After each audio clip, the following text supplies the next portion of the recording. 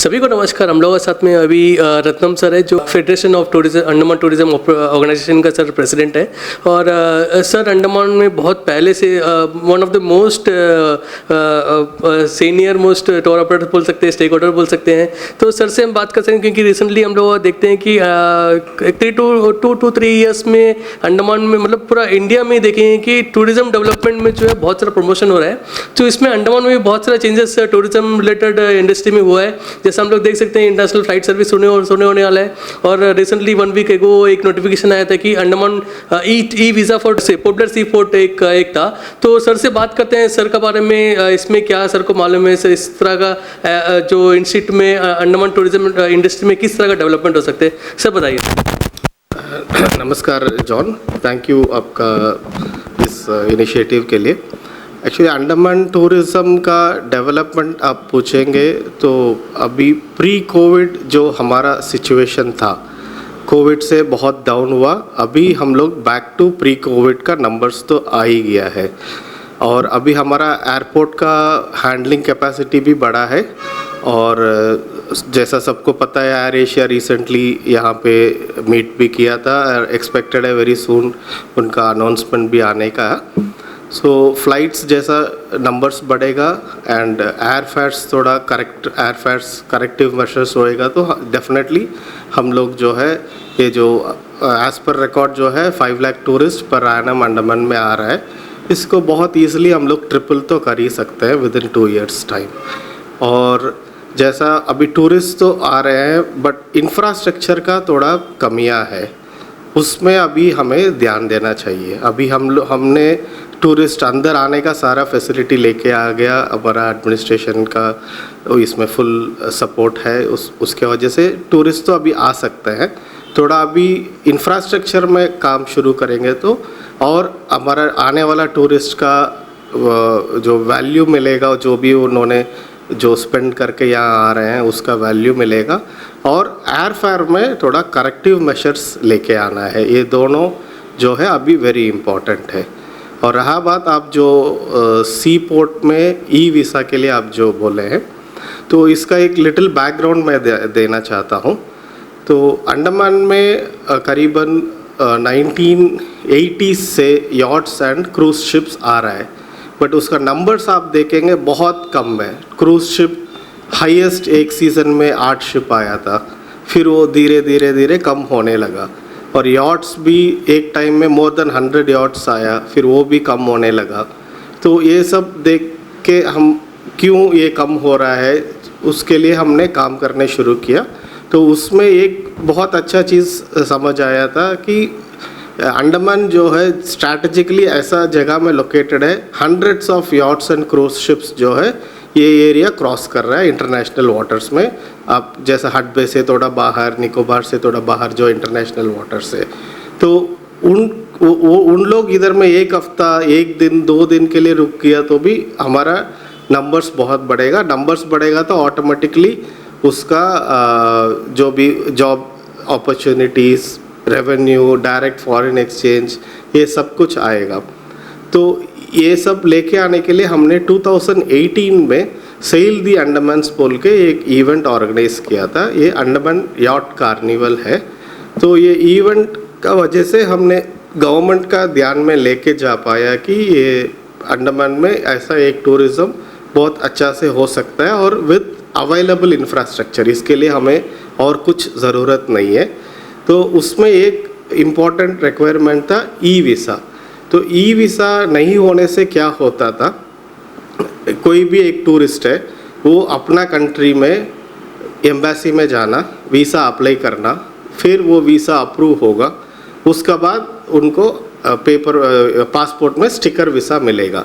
ये वाला प्रोसेस जो है थोड़ा लंबा है। और ये क्रूज़ में लोग जो है लॉन्ग ड्यूरेशन में सब रहते हैं, तो इनका पास इतना समय नहीं रहता विजिट करने के लिए अब एम्बेसी को। तो ई वीज़ा में क्या होता है, आप कहीं भी है ऑनलाइन में आप फॉर्म फिल करिए, विद इन 72 आवर्स आपका वीज़ा अप्रूव होगा या रिजेक्ट होगा। अप्रूव हो गया, आप यहाँ पे आएंगे, तुरंत आपको वीज़ा का स्टैम्प मिल जाएगा।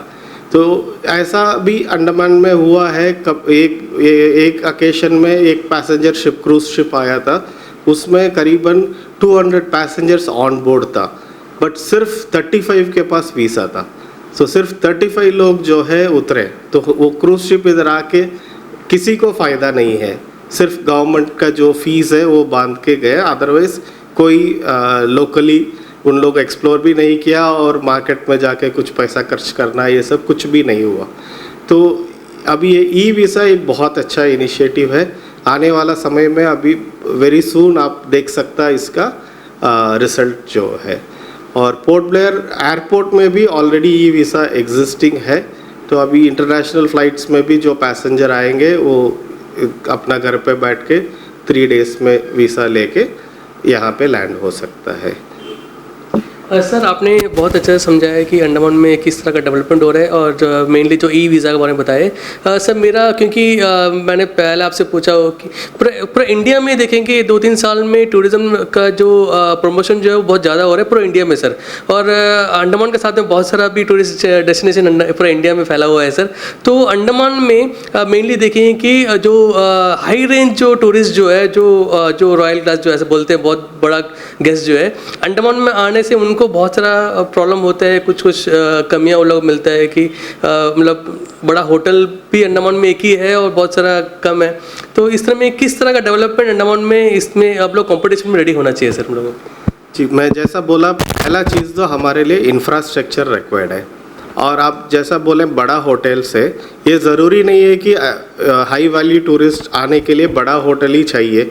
जब हमने शुरू किया था ये बिज़नेस, हैवलॉक में गिन चुन के 4-5 होटल था, उस समय में भी हाई एंड टूरिस्ट आते थे। बट अभी इशू क्या है, वो आके करेंगे क्या? सिर्फ सेम बीच है जहाँ पे ये 200 आदमी रहता, वहीं पे जा रहा है। उस समय में क्या एक्टिविटीज़ अलाउड था, दूसरा आइलैंड्स जा सकता था।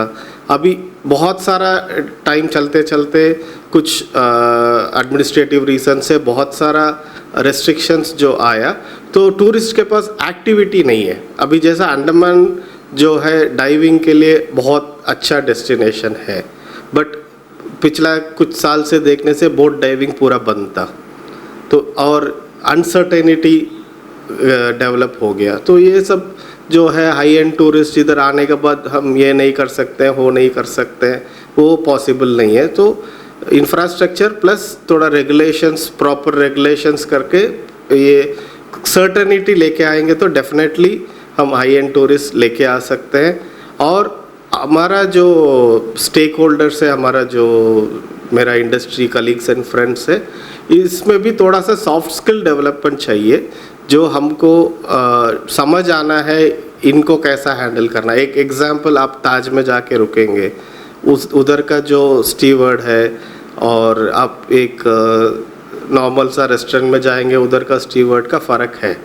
तो उस तरह वो सॉफ्ट स्किल डेवलपमेंट चाहिए, सो दैट टूरिस्ट जो है आपको हाई एंड टूरिस्ट आने ज़रूर शुरू होएगा। और दूसरा चीज़ है, पूरा अंडमान में सिंस टूरिज़्म ही अभी एक मेजर रेवेन्यू सोर्स है, थोड़ा एक टूरिज़्म फ्रेंडलीनेस आना है, जो है ऑलरेडी। जहाँ यहाँ पे क्राइम का इशू नहीं है, कुछ घूम गया तो भी वो शाम तक वो टूरिस्ट के पास पहुँच जाता है, सब कुछ है।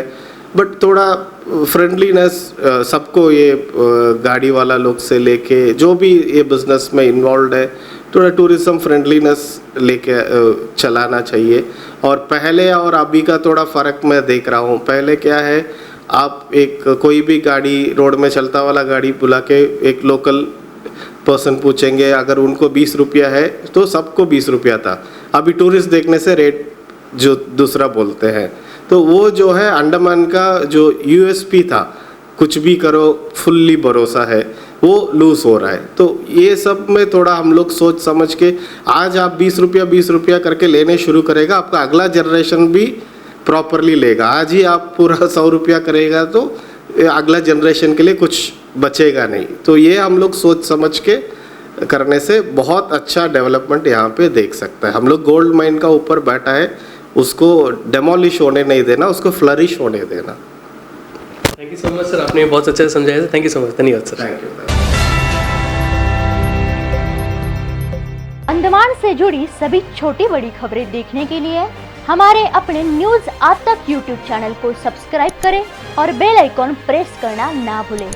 हमारा अपना न्यूज आज तक, अब सच देखेगा अंडमान।